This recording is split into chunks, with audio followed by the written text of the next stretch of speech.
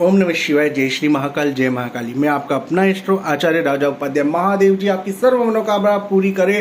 16 सोमवार की व्रत आपकी सफल हो और आपकी सर्व मनोकामना पूरी हो। अगर आप मेरी कथा लाइव सुनते हैं तो अक्षत और पुष्प साथ में रखकर आप अपनी मनोकामना बोल सकते हैं, जो आपकी पूरी होगी महादेव जी के आशीर्वाद से। मैं आपका अपना इष्ट। तो शुरू करते हैं आज की कथा। एक बार ओम नमः शिवाय कमेंट बॉक्स में जरूर लिखिए। अगर वीडियो अच्छा लगे तो लाइक, शेयर और सब्सक्राइब जरूर कीजिएगा। जय श्री महाकाल। एक दिन की बात है, शिव जी और पार्वती जी कैलाशपुरी में भ्रमण कर रहे थे, तो उन्हें इच्छा हुई कि मृत्युलोक में जाने की इच्छा हुई। तो मृत्युलोक में अमरावती नगरी में वहां आए, जहां शिवालय, एक ब्राह्मण शिवालय बना रहे। तो शिवालय के अंदर शिव जी ने कहा कि आज रात्रि में हम यहीं विश्राम करेंगे। तो पार्वती जी को खेलने की सूझी। उस समय कुछ क्रीड़ा करें हम, कि कुछ खेल ऐसा खेले कि जिससे हमारा समय व्यतीत हो जाए। तो ब्राह्मण श्रेष्ठ जी से पूछा कि आज हम जो खेल खेलने वाले उसमें से कौन जीतेगा। तो ब्राह्मण ने बताया कि शिव जी ही विजय होंगे इसके अंदर। तो पार्वती जी ने जिस तरह से खेल शुरू किया, उस समय पता लगा कि पार्वती जी जीत गए और शिव जी रह गए। तो पार्वती जी ने मिथ्या दोष यानी झूठ बोलने के दोष के अंदर उस ब्राह्मण को श्राप दे दिया कि तुझे कोढ़ होगी। तो ब्राह्मण कोढ़ से ग्रसित हो गया। तो पार्वती जी और शिव जी वहां से श्राप देकर चले गए। तब पूरी तरह से क्रोध से ग्रसित होने के कारण वह दुखी हो गया। तो वह इधर उधर भ्रमण करने लगा। तो सबसे पहले कन्या अप्सरा थी, जो कन्या रूप लेकर आई और शिव जी के मंदिर में रोजाना पूजा करती थी। तो 16 सोमवार का व्रत उन्होंने भी किया।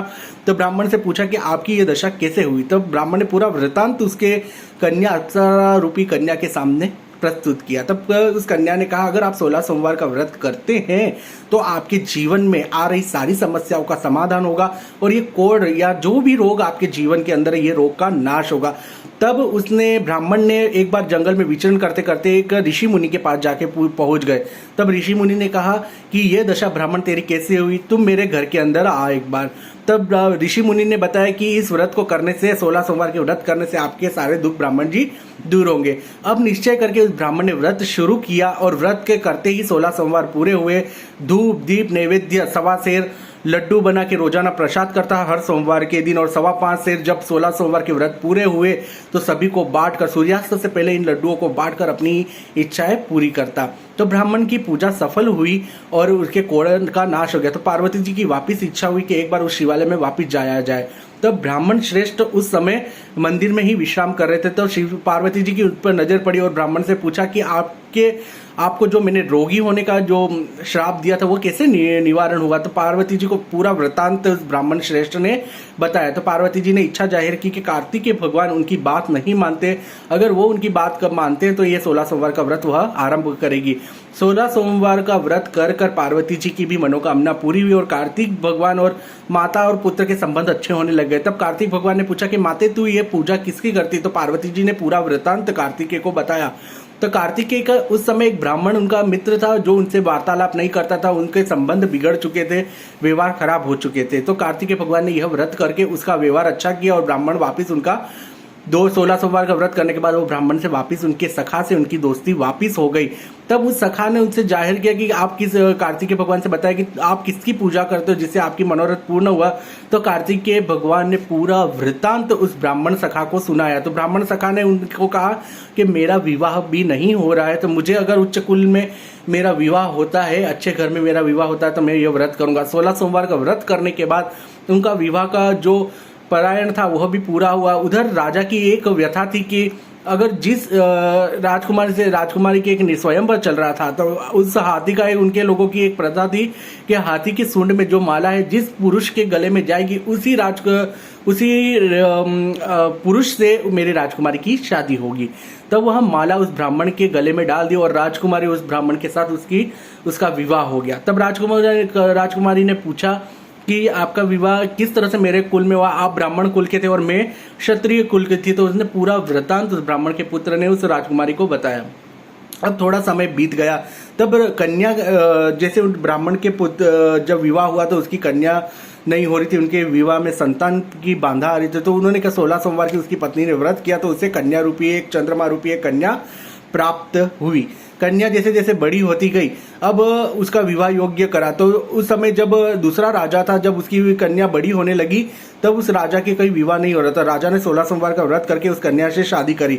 राजा इतना शिव भक्त था कि उसका उठना बैठना ओम नमः शिवाय से शुरू होता है। कहते हैं ना, हम किसी से मिलते तो जय श्री राम बोलते हैं, राम राम बोलते हैं, तो हमें जीवन में कुछ न कुछ भगवान का नाम लेते रहना चाहिए। क्योंकि धर्मराजा ऊपर जाने के बाद, आपकी मृत्यु होने के बाद धर्मराजा ऊपर पूछते हैं कि आपकी आपने धरती के ऊपर परमात्मा का नाम लिया कि नहीं लिया। अपन चलते फिरते भी परमात्मा का नाम लो, भाव से मन में से उनका नाम लो। अब पूरा वृतांत तो उस राजा ने कहा कि रोजाना पूजा करने जाते थे, शिव जी की आराधना करने जाते थे। तो वो एक दिन उन्होंने अपनी पत्नी से कहा, क्योंकि वह मानती नहीं थी, ये पूजा पाठ नहीं करती थी और उसको इसका दोष लगा, तो उसने अपनी पत्नी को कहा कि तू पूजा का सामान शिवालय में लाना। तो उस राजा की पत्नी ने क्या करा कि शिवालय में सामान, अपने जो पूजा का सामान था वो दासी के हाथ से भिजवा दिया। तब राजा क्रोधित हो गया कि मेरी पत्नी यह सब लाके नहीं आई। और आकाशवाणी हुई, महादेव जी ने आकाशवाणी कहा कि तू अगर इस स्त्री को अपने घर में रखेगा तो तेरा सत्यानाश हो जाएगा, तेरे कुल का नाश हो जाएगा, तेरा धर्म राजपाट सब चला जाएगा। तब राजा को चिंता होने लगी और उसने अपनी पत्नी का वियोग कर दिया और पत्नी को घर से निकाल दिया। अब वह चलते चलते पत्नी घर से निकली तो उसको पता था कि ये दोष के कारण मुझे तकलीफ हो रही है। तो फिर वह चलते चलते एक ऋषि मुनि के आश्रम में गई। तो ऋषि मुनि ने कहा कि पुत्री, तुम इस घर के अंदर, ये आश्रम के अंदर रुक सकती हो, लेकिन जिस जगह पर वह जाती, अगर पेड़ के नीचे बैठती तो पेड़ की छाया उसको नहीं मिलती, लकड़ी जल जाती, सूख जाती।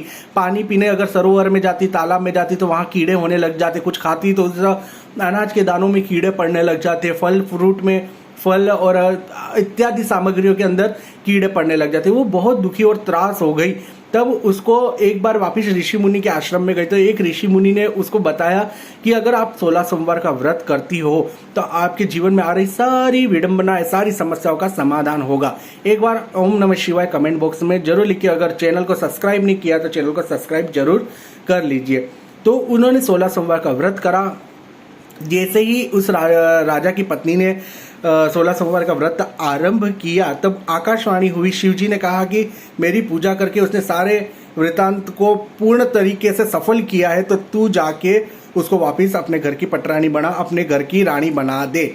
तब जैसे ही उसकी विवाह वापस हो गया, विवाह तो हो चुका था लेकिन उसका वापस उन्होंने अपने विवाह, अपने प्रेमों को, संबंधों को पूरा करने के लिए वापस विवाह किया और सुखी सुखी उस जीवन को रहने लगे। जो इस कथा का श्रवण नित्य पाठ करता है, रोजाना सुनता है, अगर 16 सोमवार की व्रत में सुनता है तो शिव जी उसकी मनोकामना पूरी करते हैं। 16 सोमवार का व्रत इतना पवित्र होता है कि आपकी हर मनोकामना पूरी होती है। उचित, जो कन्या कुंवारी कन्याएं करती तो उसका उचित वर मिलता है।